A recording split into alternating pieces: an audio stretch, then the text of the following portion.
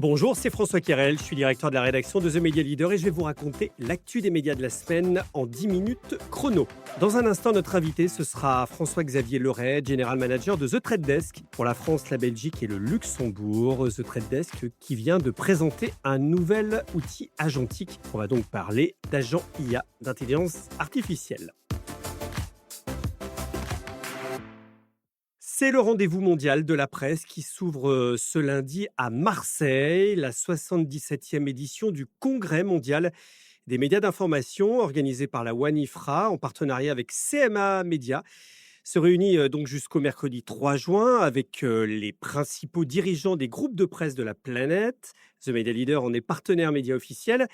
Alors pourquoi ce congrès compte et pourquoi il compte particulièrement cette année? Parce que la presse mondiale est à un moment charnière, comme vous le savez. Les droits voisins, les négociations avec les plateformes, l'intelligence artificielle qui aspire les contenus sans toujours rémunérer leurs auteurs, la pression sur les modèles économiques, tout cela converge en ce moment et Marseille sera une caisse de résonance pour ces débats. Au programme, une grande keynote d'ouverture du patron du New York Times aux côtés de la commissaire européenne Ena Virkkunen, un entretien avec Xavier Niel ou encore une prise de parole des grands dirigeants de la presse française comme Louis Dreyfus, le PDG du groupe Le Monde, ou encore de Sophie Gourmelin, la patronne du groupe Ebra. Et puis, il y aura également notamment la directrice du quotidien britannique The Guardian qui sera présente donc sur les bords de la Méditerranée. Et puis côté français, The Media Leader publie ce lundi l'interview de Marc Feuillet, le président de l'Alliance pour la presse d'information générale.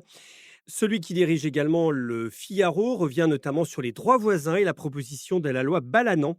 Marc Feuillet est clair, les éditeurs de presse attendent que le texte soit adopté et ils veulent un mécanisme qui contraigne vraiment les plateformes à négocier. Sur le contentieux avec Meta et le dossier Microsoft Bing, la pression juridique monte. Et sur l'intelligence artificielle, la question de la présomption de droit qui inverserait la charge de la preuve est au cœur de la bataille réglementaire retrouvée.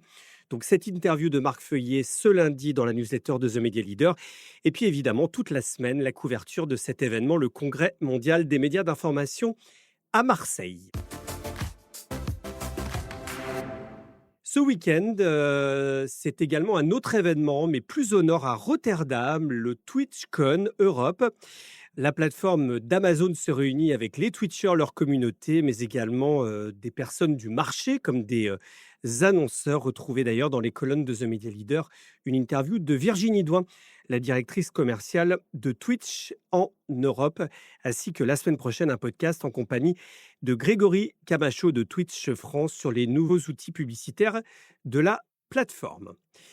Dans la même veine de la créateur économie et l'intelligence artificielle, une annonce importante cette semaine, Webedia Elephant Group a signé un accord d'expansion stratégique avec Google Cloud et YouTube.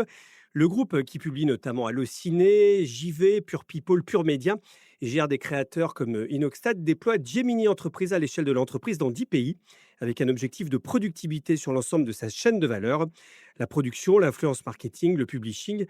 Mais le plus visible dans cette annonce, c'est le lancement de AI Creator Studio, baptisé Human After All, un environnement qui met les outils génératifs de Google, images, vidéo et audio, à disposition des équipes créatives et des créateurs de contenu du groupe Webedia Elephant.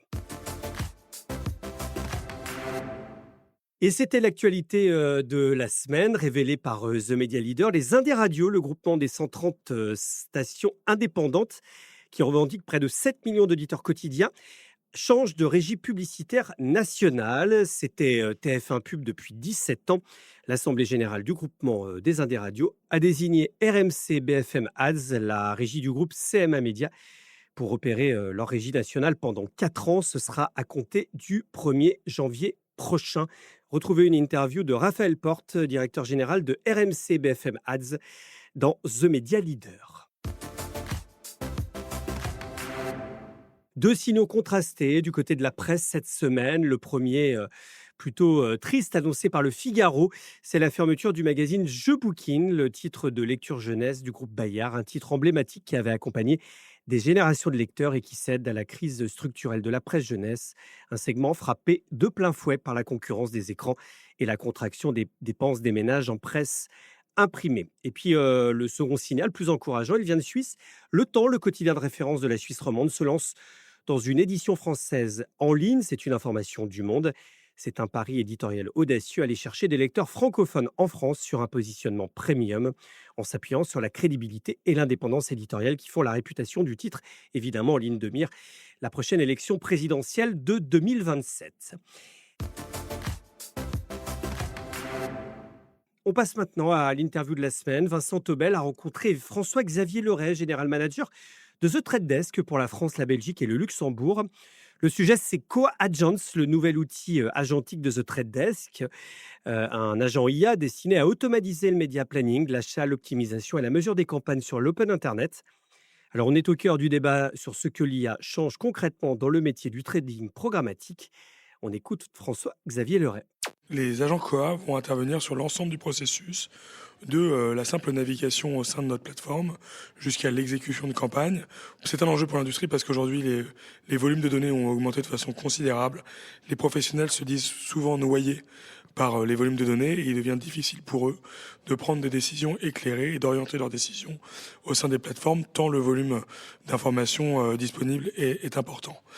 Et donc il devient nécessaire, voire indispensable, de les accompagner, de les aider à travers des outils comme peut l'être Koa. Et concernant l'impact de l'IA, on voit l'IA arriver à toutes les portes aujourd'hui, même par la fenêtre.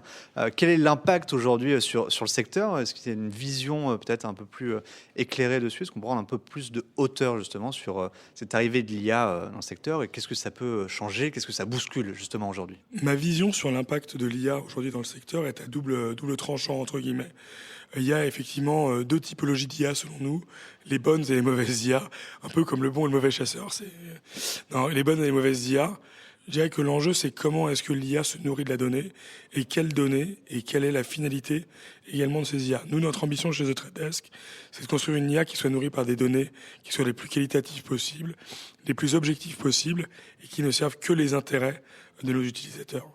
On voit aujourd'hui des solutions se construire autour de l'IA qui peuvent avoir des biais ou en tout cas ne pas être 100% alignés avec les objectifs des utilisateurs. Et je pense que c'est un risque. Donc oui, l'IA offre énormément d'opportunités pour notre industrie. La question, c'est comment est-ce que cette IA est construite? Quels sont ses objectifs? Quelle est son objectivité? Et est-ce qu'elle sert réellement les intérêts de l'utilisateur ou est-ce qu'elle sert les intérêts d'un tiers qui, dans ce cas-là, ne crée pas de valeur forcément? Comment on évite aujourd'hui justement les biais dans la construction d'une solution agentique? Et puis, est-ce que c'est pas dangereux justement de peut-être laisser l'IA gérer absolument tous les dossiers, l'automatisation? Quel est ton regard justement sur ces deux sujets? Alors je pense que l'objectivité dans l'IA est essentielle. Et justement, il est important d'informer, mais également de mettre en avant l'importance de l'objectivité pour que les utilisateurs de ces agents soient totalement conscients des objectifs de ces différents agents.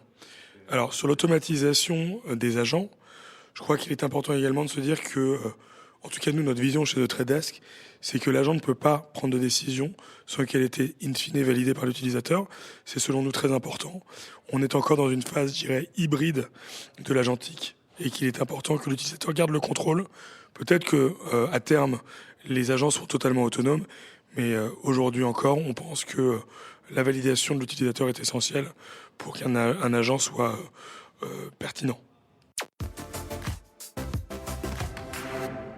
Et pour la première fois depuis le rachat de Twitter par Elon Musk en octobre 2022, X a publié ses chiffres publicitaires et les données ne sont pas très bonnes. Ces chiffres sont apparus dans le prospectus d'introduction en bourse de SpaceX, X ayant été racheté par XAI, elle-même absorbée par SpaceX, ce qui oblige à une certaine transparence financière. Alors voilà ce qu'on sait. En 2021, Twitter générait 4,5 milliards de dollars de recettes publicitaires. En 2023, ce chiffre a été divisé par deux, tombant à 2,3 milliards en 2024.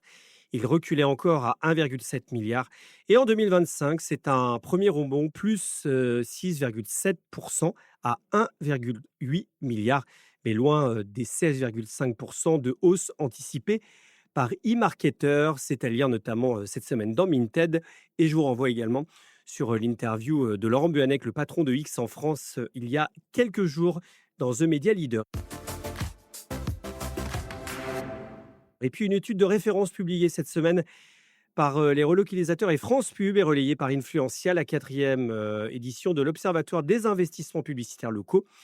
Le marché publicitaire local a atteint 10,81 milliards d'euros en 2025, à peu près stable par rapport à 2024. De bonne résistance donc dans un contexte de marché global sous tension, mais la tendance de fond, c'est l'accélération du digital qui représente 40,4% des investissements locaux contre 33% à l'échelle nationale. Voilà, c'est la fin de cet épisode. Merci de nous écouter chaque semaine. N'oubliez pas de vous abonner sur votre plateforme d'écoute préférée comme Spotify, Apple Podcast, Deezer ou Amazon Music. Et si vous avez aimé cet épisode, n'hésitez pas à le partager également et rendez-vous tous les jours dans The Media Leader.